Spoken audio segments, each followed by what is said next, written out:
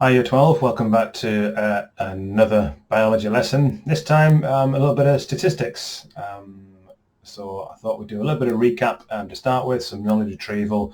We looked at standard deviation previously when we were back in school, and we talked a little bit about statistical tests. I just wonder if you can remember the three statistical tests that we need to understand. So if you just want to pause the screen and have a think and jot down what the three tests are, and if you can make a note of when we would use them. So pause the screen now.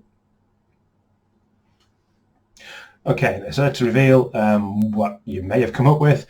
So there's three particular statistical tests that we need to be confident with. The first one that we need to have a look at, which we're going to spend time looking at today, is what's called the correlation coefficient. We'll be looking at Spearman's rank correlation coefficient. There are others available, but we'll look at that one. And this is a particular test that we need to look at where we're comparing kind of two variables and looking if one variable will affect another, or is there an association or a correlation between two particular variables. The next test that we'll come on to probably next week will be the student t-test. And this is purely for comparing means, and you can only do it when you're comparing two sets of data and comparing the means from those two sets of data.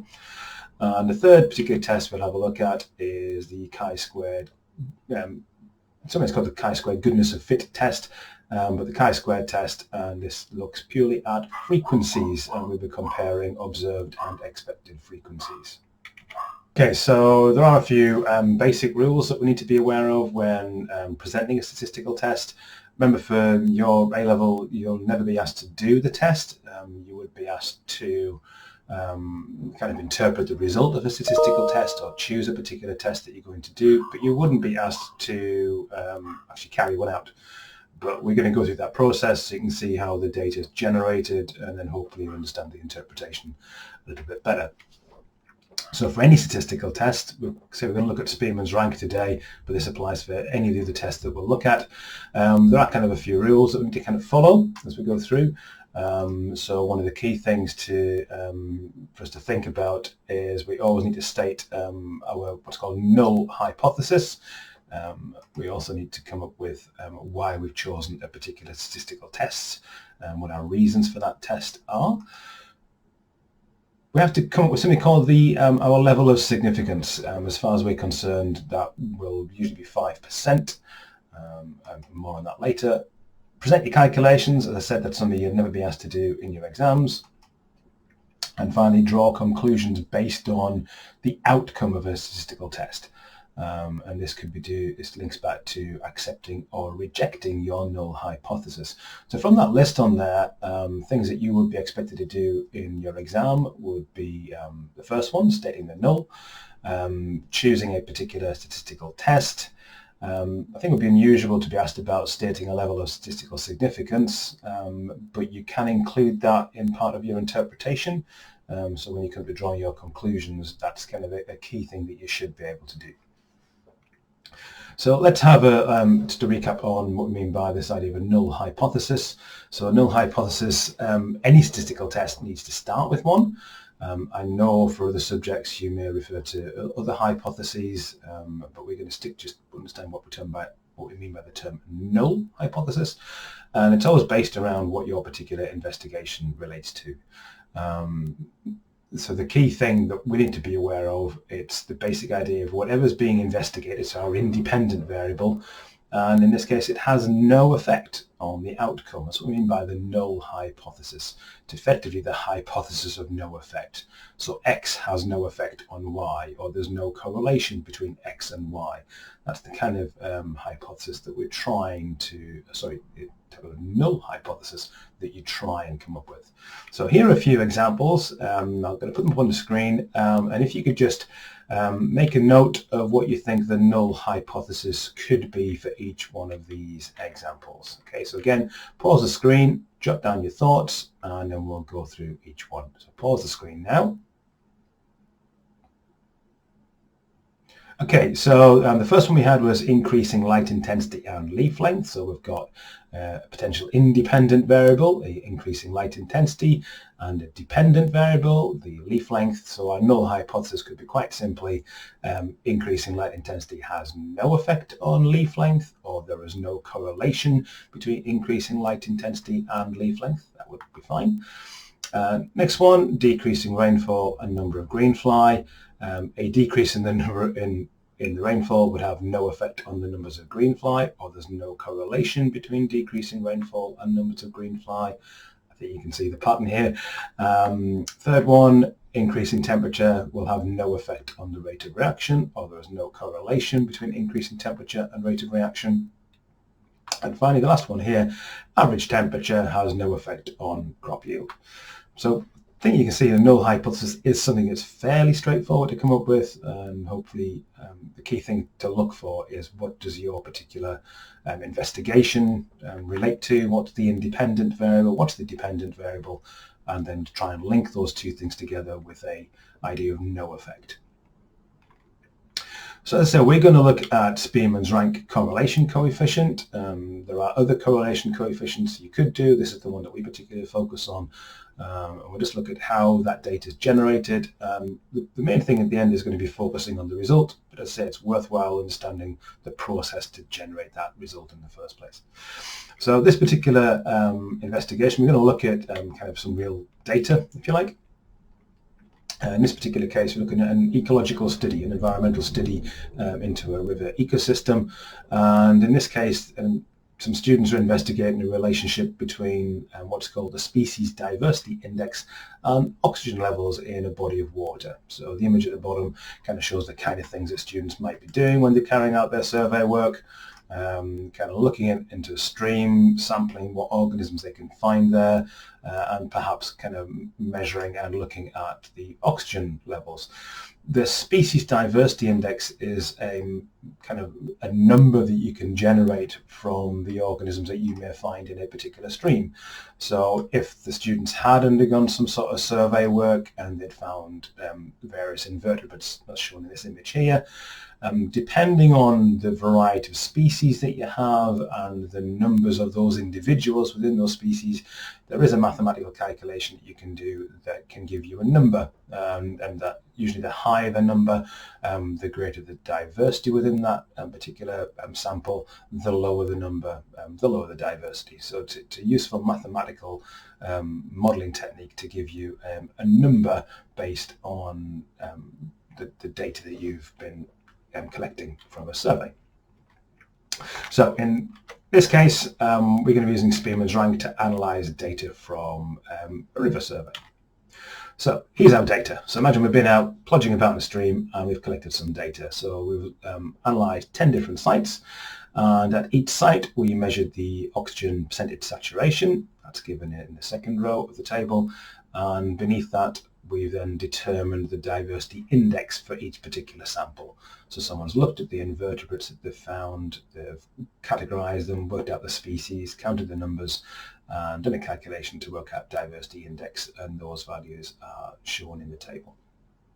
So we're going to use Spearman's rank on this particular data, and the first thing we need to do is think about the null hypothesis. Well, this is quite straightforward. We've got diversity index and oxygen levels, so we can quite simply just say percentage oxygen saturation has no effect on the diversity index, or there's no correlation between increasing oxygen saturation and the diversity index. Okay, so there's our null hypothesis. Just out of curiosity, can you plot could you do a scattergram plot of what you think the data would look like? Okay, so don't spend ages with graph paper, just quickly sketch down how would that data look in a graph. So just pause the video at the moment, and then can you sketch what you think that would look like? Okay, so let's have a look at what I came up to mine in Excel, just because I had that facility to hand. This is what I've come up with. So you can see on the x-axis we've got percentage oxygen saturation and the value is increasing. We've got the biotic index or the diversity index increasing on the y-axis, and it looks like there's some sort of positive correlation. Okay, so the Spearman's rank correlation coefficient is particularly useful if you do a scatter plot of your data, and you can see it looks like there's a positive correlation, but also work equally well if there's a negative correlation. It's certainly a useful indicator of, is this an appropriate statistical test, if you do a quick scatter plot of your data and you can kind of see some sort of pattern. So in this case, it looks like we've got a positive correlation as we increase the oxygen saturation, or as the oxygen saturation is increasing within the body of water. It appears that the biotic index value is also increasing. That would seem quite logical from a biological point of view. If there's a higher oxygen percentage in a body of water, you're more likely to have a greater variety of organisms that can survive in that body of water. So it does seem quite logical in terms of that correlation. So back to our data. We'll kind of have a look at what the equation is for determining Spearman's rank. The reason we're going to use Spearman's rank is kind of for a couple of reasons. One, we've already said it does suggest a continuously increasing relationship, and we've got at least 5 measurements. For this particular statistical test, there's kind of a limitation on the data sample that you've got. You need to have at least 5. We've got 10, so we're comfortably into the realms of where we can use this particular test. So this is the formula. It might look quite daunting at first, but it's actually quite straightforward once you kind of get into it. So the RS value is the value we're trying to calculate. We've then got 1 minus, and we've got 6, and then we've got that sigma symbol, which relates to sum of. We've done that before, we've done standard deviation. So we've got 6 times the sum of d squared, and d is what's known as the difference between each pair of ranks. Okay, so we're going to have to rank the data. We're going to put them in some sort of order from lowest to highest, and we'll look at what we do in a minute. And then n is quite simply the sample size. Well, our sample size is 10, so the n value is quite straightforward. 6 is easy, the 1's easy, the sum is straightforward. We just need to work out what is d. So here's our data represented in a table. Okay, and in this case I've got my site numbers going down the left hand side.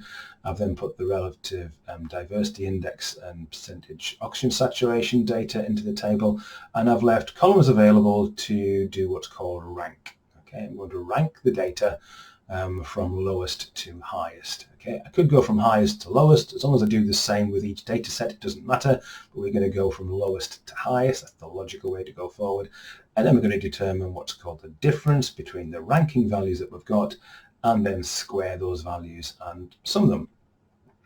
Let's have a look at the diversity index values first of all.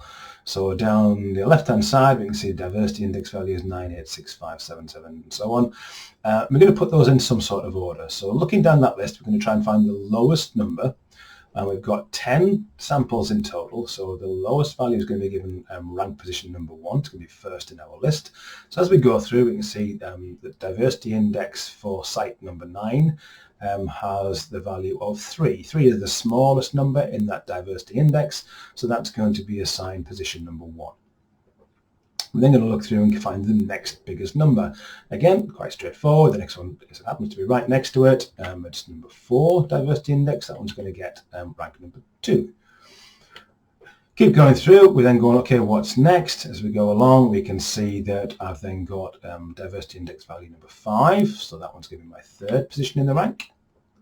And then I get to the next one. This is where occasionally for this particular statistical measurement, this can cause a little bit of anxiety for some students about what do I do if I've got 2 values that are the same. I've got 2 6s. Okay, so I've got 2 positions now that are equal. Okay, so I've got 1, 2, 3 positions I've allocated so far. The next value I've got is 6, and at site 3 and site 10 I've got an equal value. And they need to both occupy the next 2 positions in the rank. So they kind of both need to occupy positions 4 and 5. So what we do is we kind of assign them a midpoint. So in this case, those 2 values are going to be given a value of 4.5. So nothing's getting 4, nothing's getting 5. We're getting the value in the middle. So they're going to get both position 4.5. And in terms of our ranking system, what that means is we've now used positions 1, 2, 3, 4 and 5. So the next value we're looking at would position number 6. Again, we can see again we've got a similar situation. We've got 2 7s. So we're going to occupy positions 6 and 7. So these 2 values are going to be given values at 6.5. I then have the same again for the next one. 6 and 7 in my rank has now been allocated, so I'm now looking at 8 and 9. Okay, so in this case I'm going to use 8.5 for those two values. So 8 and 9 have now gone. The next position in my rank will be the 10th location, so my 10th data set. So my final rank position is ranking position number 10. So that's an unusual one where I've got values that are the same. I'm going to let you do the next column, so I want you to pause the video and I want you to look at the values I've got and what would you assign in terms of the ranks. So if you pause the video now, okay, hopefully you've gone through and you've assigned the ranks. This one should be fairly straightforward. I've got no values that are the same, so ranking these should be quite quick. Okay, hopefully you've managed to do that, so we'll now go through and have a look at what the ranking positions are. This should be pretty straightforward. I've got no positions the same, so the lowest value I've got is 63. That's going to be position number 1, and then as we go through, you can kind of see where each value is located within the ranks, and I've got values 1 through to 10. The penultimate column in the table is the difference between the ranks. That's just a simple calculation where I'm going to subtract one number from the other. So I'm going to subtract the column that I've just calculated, the ranking positions, from the previous column that I did. So in this case, I'm going to do 10 minus 9, okay, and I'm going to put the first value in the table, which is simply 1. That's the difference between those two ranking positions. Then do the same with the next one. I've got 8.5 minus 10. This is going to give me a negative value. Okay, I need to still record that negative value. It's still part of the calculation. So I've got negative 1.5. I'm going to continue the process. So again, pause the clip and can you work out the remaining 8 ranking differences? Okay, hopefully you've managed to do that. Let's see if you agree with my values. So I've got 0.5, 0, and so on. Okay, hopefully yours matched. The final column, very straightforward, it's d squared. We're going to take those values we have just calculated and we're going to square them. Okay, so square the value. This is going to help deal with those negative values that we have, because if we're minus times a minus gives a plus. So as we square the values, again, pause the clip and let's see if you can work out what the square of each of those ranking differences is. Okay, let's have a look. So first one, we had d equals 1. We're going to do d squared, so hopefully you managed to get 1. Let's go through the rest. 2.25, 0.25, and so on. Hopefully, again, you've been successful.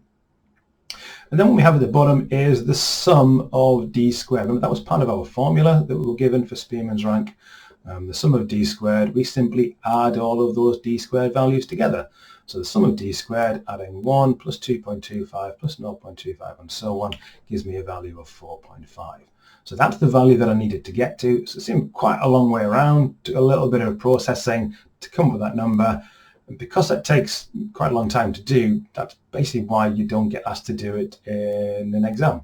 From a biology point of view, we're interested in can students interpret the result, not just a case of can you calculate that in an exam.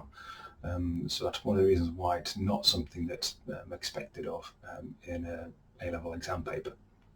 So we now have our sum of d squared. We had our n value. Okay, let's go back and look at our formula again.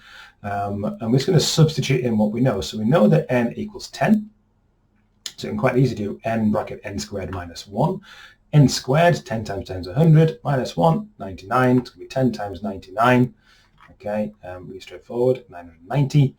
And we can substitute these values into our equation. Now we've got information to go on the top part of our equation, information to go on the bottom. Okay, so we have the following. So our Spearman's rank value is 1 minus 6 times 4.5 divided by 990. Okay, remember that 1 minus, got to make sure we do that calculation first and then subtract that from the 1. That's going to give us 1 minus 0.027. Okay, it's kind of 272727 if you do the calculation. So I've just kind of rounded that to 3 decimal places, 0.027, subtract that, and I've got 0.973. It's a positive value, so it's plus 0.973. That is my Spearman's rank correlation coefficient. So I've worked out my value, and I now need to think how I'm going to interpret that particular value. Let's think about, first of all, what we mean by statistical significance. We've mentioned this 5% level previously. So let's think of what we actually mean by that 5% level.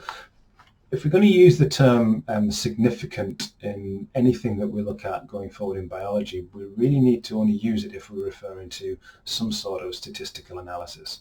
If we just say, no, there is a significant difference between two particular values and there hasn't been a statistical test, we shouldn't be using the term significant.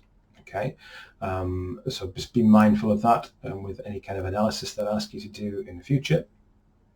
So in this case, we're looking at what's called the 5% probability level, or we want our p-value, probability, to be less than 0.05. That 0.05 refers to our 5% probability. And we're looking at what's the probability of a particular event occurring by chance. Okay, so I sometimes think about this term 5% probability. There is a less than 5 times out of 100. Okay, would something occur by chance? So if something is going to occur less than 5 times out of 100, it is unlikely to occur. Doesn't mean that it wouldn't, but it is unlikely. If it's less than 1 times out of 100, it is even more unlikely. 1 times out of 1,000, 1 times out of 10,000. If you kind of think of it in those terms, we're looking at how likely is it that something would occur. Okay, it's a 50-50 chance of something, sorry, a 50-50 probability of something occurring. It's quite likely to occur. We're taking a 5% probability level as our statistical cutoff point, if you like. Anything less than that, we're saying it's unlikely to have been due to chance. It's more likely due to whatever we've been investigating. So let's have a look at what's called a lookup table. This is one specifically for the Spearman's rank correlation coefficient.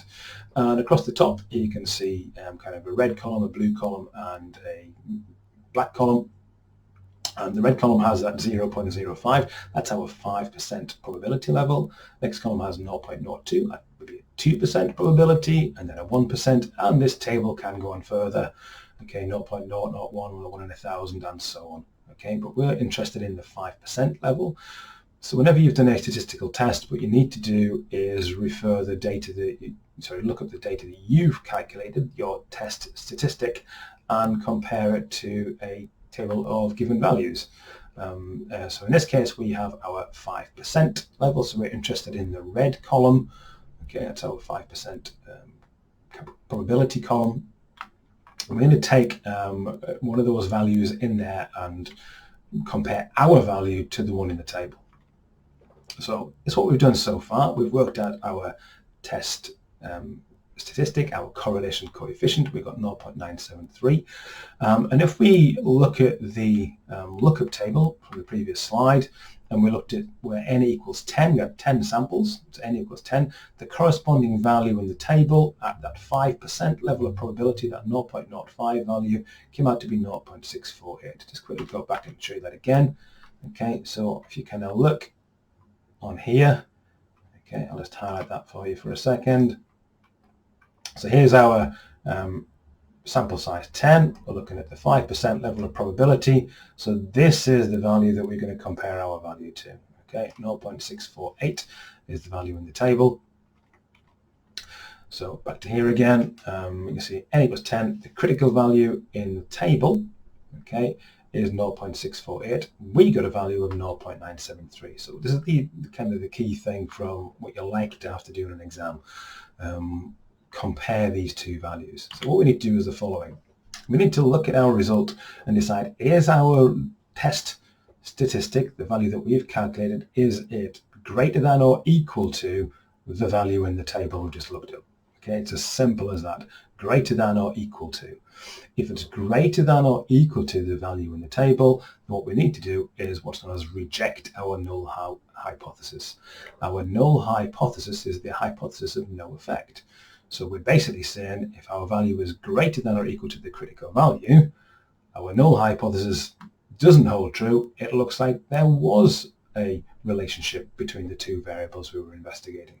Doesn't mean for absolute certainty that there was, but we're saying it's more likely that there is a correlation than that there isn't a correlation. So we reject our null hypothesis. If you notice, for this particular test, I've underlined the term a positive value. Okay, I'm just going to try and highlight that for you. Okay, so I've got in here the positive value of Spearman's rank. So up here, okay, we calculated 0.973 as our value of interest. That was plus 0.73. We had a positive correlation. If we'd had a negative correlation, that value would have been negative 0.973. In terms of interpreting Spearman's rank, that positive or negative just tells us that plus or minus just tells us, is it a positive correlation or is it a negative correlation? In terms of comparing our value to the calculated ones in the table, we ignore the plus or minus sign, we just take it as a positive and use that value to compare it. Okay. So occasionally you would get a negative value, ignore the minus sign, take the value on its own and look at the table and see how it compares.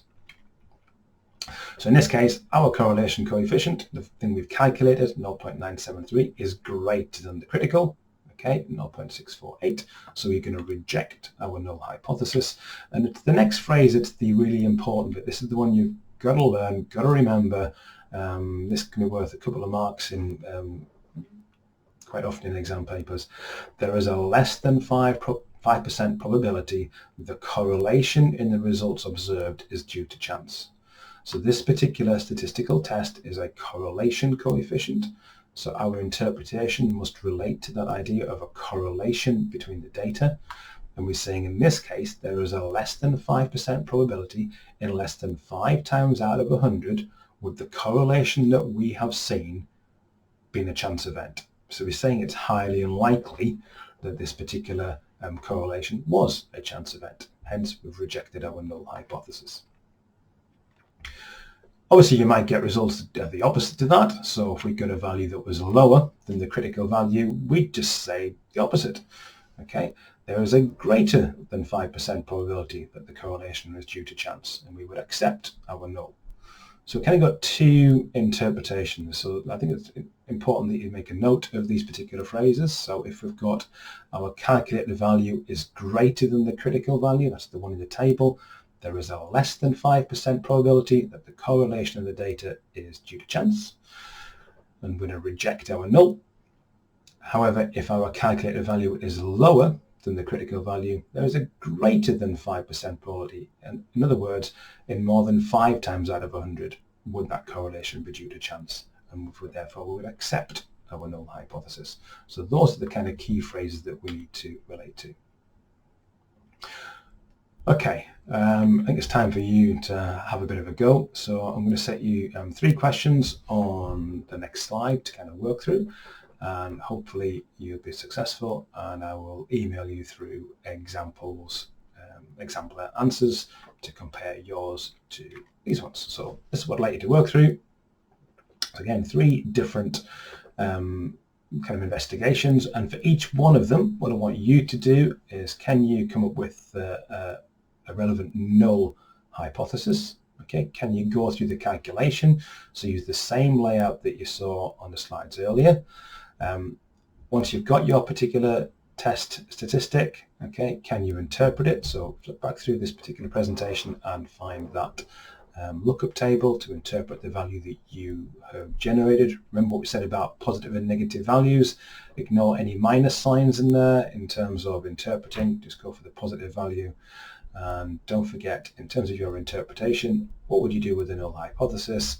And make sure you use the words probability and chance in your interpretation. Good luck, and if you need anything else, just let me know. Okay, see you again next time.